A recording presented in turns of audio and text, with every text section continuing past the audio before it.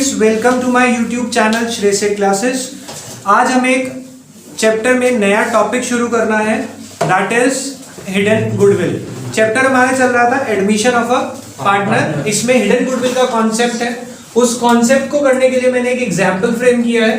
इस एग्जाम्पल के थ्रू हमें समझ आएगा कि हमें क्या करना है। ए और बी दो पार्टनर्स हैं, sharing profits in the ratio 3:2। They admit C as a new partner for 1/4 share who bring 1,50,000 as capital and necessary amount of goodwill in cash। कह रहे कैपिटल लेके आया 1.5 लाख की और गुडविल भी लेके आया कैश में, पर कितनी लेके आया ये नहीं बताया।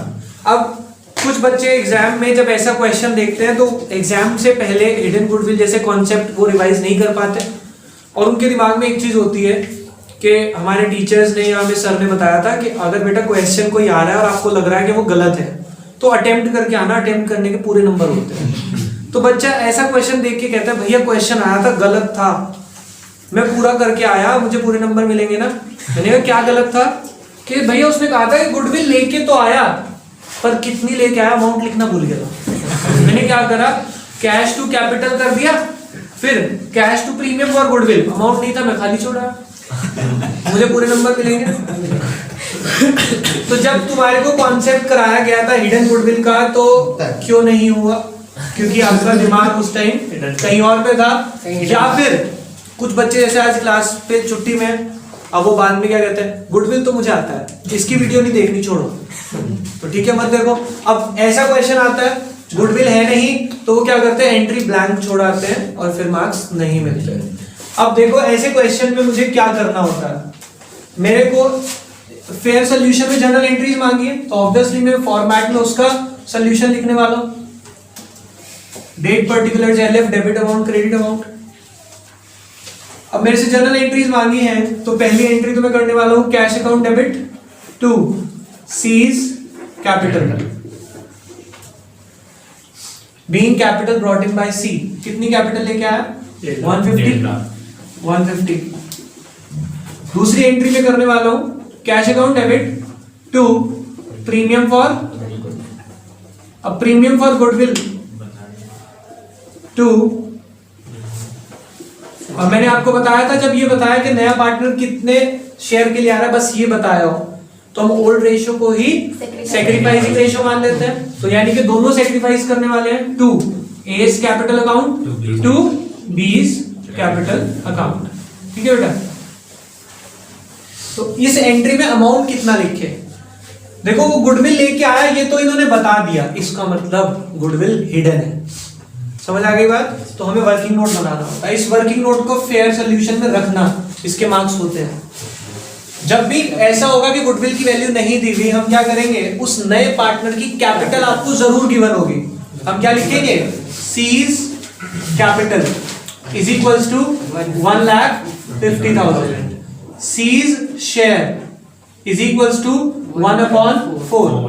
यहां से निकलेगी capital of firm is equals to 150 into reciprocal of his share, that is 6 lakhs. कोई प्रॉब्लम इसमें? हम यहां से निकालेंगे कैपिटल ऑफ ऑल पार्टनर्स, सारे पार्टनर्स की कैपिटल कितनी थी कैपिटल 2 लाख, ए की, बी की 1,50,000 और सी की भी 1,50,000। It comes out to be 5 lakh. देखो 2 150 150, समझ आ गई बात? कैपिटल फॉर्म की आ गई 6 लाख जबकि सारे पार्टनर्स की मिला के 5 लाख, तो यानी कि डिफरेंस आ रहा है। आप खुद सोचो जितनी फॉर्म की है उतनी पार्टनर की होनी चाहिए ना, तो डिफरेंस क्यों आ रहा है? Because it is a goodwill.